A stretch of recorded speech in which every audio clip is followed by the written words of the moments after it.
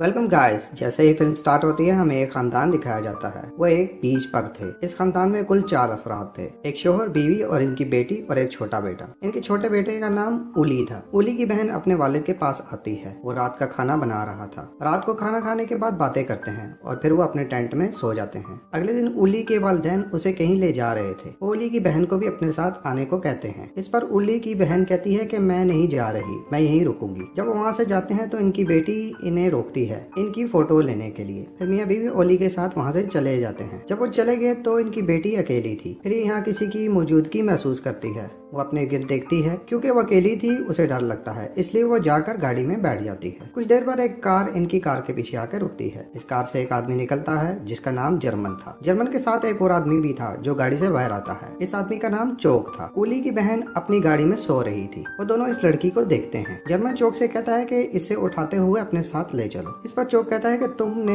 पिछली बार भी ऐसा ही किया है और फिर हम जेल गए थे। जर्मन कहता है कि मैं उस गलती पर शर्मिंदा हूँ और मैंने उस गलती से सीखा है। जर्मन कहता है कि मैं इस लड़की को अपने साथ ले जाऊंगा। इस बार चोक इसकी बात से एग्री हो जाता है। फिर जर्मन टेंट की तरफ चला जाता है, ये जानने के लिए कि इस लड़की के साथ और कौन है। उली की बहन गाड़ी में जागती है। वो चोक को गाड़ी के बाहर खड़ा देखती है। वो उस समय इससे कहती है कि मेरी गाड़ी से दूर रहो। ये सुनकर चोक गाड़ी से पीछे हट जाता है, लेकिन फिर वो आगे बढ़ता है। उसे देखकर उली की बहन गाड़ी का हारन बजाती है। जर्मन और इसके वालिदैन भी इस हारन की आवाज को सुनते हैं। जर्मन सोचता है कि लड़की जाग गई, इसलिए वो गाड़ी की तरफ बढ़ता है। उली के वालिद भी अपनी बेटी को चेक करने के लिए आते हैं। जर्मन अपनी गाड़ी से बंदूक निकालता है। वो उली को गन पॉइंट पर गाड़ी से बाहर आने को कहता है। फिर उली की बहन डरते डरते बाहर आती है। इसी दौरान इसके वालिद भी उसे बचाने के लिए वहाँ पहुँच जाते हैं। ये लोग इसे मारते हैं और उसे बेहोश कर देते हैं। ओली की माँ ओली को टेंट में छोड़कर इनके पास आ जाती है। वहाँ आने के बाद ओली की माँ इन पर हमला करती है। ये देखकर इनकी बेटी मौका पाकर जान बचाते हुए वहाँ से भागती है, लेकिन गोली चलाते हुए जर्मन उसे रोकता है। फिर वो ओली की माँ की तरफ बंदूक उठाता है और कहता है कि अगर तुम भागोगी तो तुम्हारी माँ मार दी जाएगी। ये सुनकर ओली की बहन रुक जाती है। फिर इन तीनों के हाथ और मुंह बांध देते हैं। इसके बाद वो इसके खानदान को जंगल में कहीं ले जा रहे थे। चोक एक जगह बैठता है। ओली की बहन का मोबाइल चेक करता है। इनकी फैमिली पिक्चर्स होती हैं। चोक उन तस्वीरों में ओली को भी देखता है। उसे पता लगता है कि इनका एक छोटा बच्चा भी है जो यहाँ नहीं होता। चोक ओली की माँ से ओली के बारे में पूछता है कि वो कहाँ है, लेकिन ओली की माँ इन्हें कुछ नहीं बताती। वो पूरे खानदान को तशद्दुद का निशाना बनाना शुरू कर देते हैं। उन्होंने इन्हें अलग अलग दरख्तों से बांधा होता है। जर्मन ओली के वालिद के सर पर एक बियर कैन रखता है, जबकि चोक अपना निशाना लगाने लगता है। ओली का फादर डरते हुए कांप रहा होता है, जिससे वो बियर कैन नीचे गिर जाता है। जर्मन एक बार फिर से उसके सर पर वो कैन रख देता है और चोक एक बार फिर से निशाना लगाने लगता है। ओली का फादर डर से कांप रहा था, जिससे वो कैन एक बार फिर से गिर जाता है। इस पर चोक गुस्से में आकर उसके सर पर गोली मार देता है। फिर ये ऐसा ही ओली की मदर के साथ भी करते हैं। ये इसके सर पर भी बियर कैन रख देते हैं, लेकिन इस बार निशाना जर्मन लगा रहा होता है और लास्ट में जर्मन ओली की माँ को भी मार देता है और यहाँ से जाते हुए ये ओली की सिस्टर को भी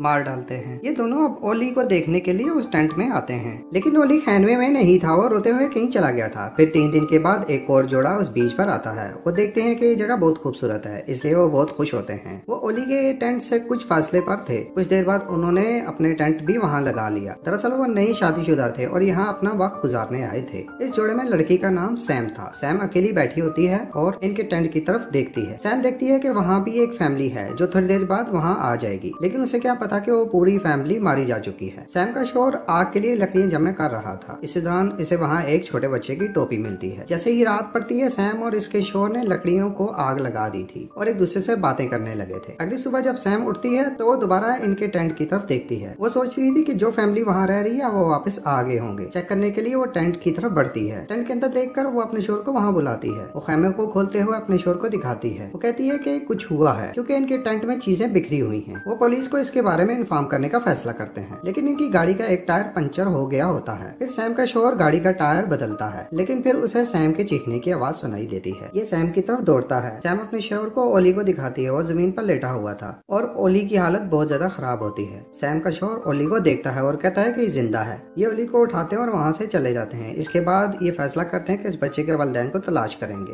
वो जाने ही वाले थे कि चोक वहाँ आ जाता है। ये चोक को सब कुछ बताते हैं और इससे मदद मांगते हैं कि कि इन्हें हॉस्पिटल ले जाए। इस पर चोक इन्हें कहता है कि फिक्र ना करें, इसके वालिदैन यहीं आसपास होंगे, शायद वो किसी मुश्किल में हो, हम जल्दी ही इनको तलाश कर लेंगे। सैम के शोहर चोक से कहता है कि अगर इसके वालिदैन मुश्किल में है तो हमें इनकी मदद करनी चाहिए। फिर चोक अपनी गाड़ी से बंदूक लेकर आता है। इसके बाद चोक और सैम के शोहर वहाँ से इस बच्चे के वालिदैन को ढूंढने के लिए निकल जाते हैं। ओली सैम की देखभाल के लिए वहीं अकेली थी। इसके बाद सैम जाकर गाड़ी में बैठ जाती है। वहाँ सैम को एक चाकू मिलता है। सैम देखती है कि ओली सुकून से सो रहा है। हम देखते हैं कि चोक सैम के शोहर को इस जगह ले जाता है जहाँ उन्होंने उस फैमिली को मारा और तशद्दुद का निशाना बनाया था। चोक देखता है कि वहाँ ओली की माँ की लाश नहीं थी। इसकी वजह से वो चौंक सा जाता है क्योंकि वो जानता है कि अगर ओली की माँ वहाँ नहीं है तो इसका मतलब कि वो जिंदा है। सैम के शोहर कहता है कि हमें फौरी तौर पर पुलिस को इन्फॉर्म करना चाहिए। इस पर चोक कहता है कि ओली की वालदा जिंदा है, हमें इनकी तलाश करनी चाहिए। और वो ओली की माँ को तलाश करने लगते हैं और जल्दी उसे ढूंढ लेते हैं। सैम का शोहर ओली की माँ के करीब आ जाता है और कहता है कि इसकी सांसें चल रही हैं, लेकिन इतने में चोक उसे गोली मार देता है। इसे देखकर सैम का शोहर बहुत ज्यादा डर जाता है। इस पर चोक कहता है कि क्या हुआ, तुम डर गए? मैं सोच रहा था तुम बहुत बहादुर हो। सैम का शोहर डरते डरते इससे पूछता है कि क्या तुम भी मुझे मार दोगे? इस पर चोक कहता है कि बिल्कुल नहीं, मैं तुम्हें आसान मौत नहीं दूंगा, मैं तुम्हें बहुत दर्दनाक मौत दूंगा। ये सुनकर सैम का शोहर मजीद डर जाता है और फिर चोक सैम के शोहर के करीब आता है और कहता है कि खड़े हो जाओ और चलो मेरे साथ। लेकिन सैम का शोहर चोक को धकेलते हुए वहाँ से भाग जाता है। चोक इसके पीछे भागता है। दूसरी तरफ जर्मन सैम के पास आता है और सैम उसे सब कुछ बताती है। ये सब सुनकर जर्मन अपनी बंदूक गाड़ी से निकाल लाता है। इसके हाथ में बंदूक देखकर सैम खौफजदा हो जाती है। वो फौरन जाकर अपनी गाड़ी में बैठ जाती है। जर्मन वहाँ आता है और सैम को गाड़ी से बाहर आने को कहता है। जब सैम बाहर नहीं आती तो जर्मन इसकी गाड़ी का शीशा तोड़ देता है और वो खुद दरवाजा खोलने की कोशिश करता है। इसी दौरान सैम उस चाकू से जर्मन पर हमला करती है, जिसकी वजह से जर्मन जख्मी हो जाता है और वो अपनी ब्लीडिंग रोकने की कोशिश करता है। फिर मौका मिलते ही सैम ओली को वहाँ से लेकर भाग जाती है। इधर भागते हुए सैम का शोहर एक जगह छुप जाता है। चोक भी इधर ही था और उसे ढूंढ रहा था। फिर अचानक चोक देखता है कि कोई भाग रहा है और चोक उस पर गोली चला देता है। अब चोक उस जगह पर जाता है जहाँ कोई दौड़ रहा था और जहाँ उसने गोली चलाई थी। वहाँ जाकर चोक देखता है कि वो गोली जर्मन को लग गई है। चोक गोली मारने की वजह से जर्मन से माफी मांगता है। इसी दौरान वो ओली के रोने की आवाज सुनता है। फिर चोक सैम को देख लेता है और वो आहिस्ता आहिस्ता इसकी तरफ आता है और उसे पकड़ लेता है और चोक सैम को गन पॉइंट पर लेकर जर्मन के पास आता है और वो सैम से ओली को लेकर उसे जमीन पर रख देता है। फिर चोक जर्मन को गोली मार देता है, क्यों ना कि चोक उसे तकलीफ में नहीं देख सकता था। फिर चोक सैम को बिठाकर वहाँ से निकलने लगता है, लेकिन सैम गाड़ी के स्टीयरिंग को हिला देती है, जिसकी वजह से गाड़ी का बैलेंस खराब हो जाता है और वो गाड़ी दरख्त से टकरा जाती है।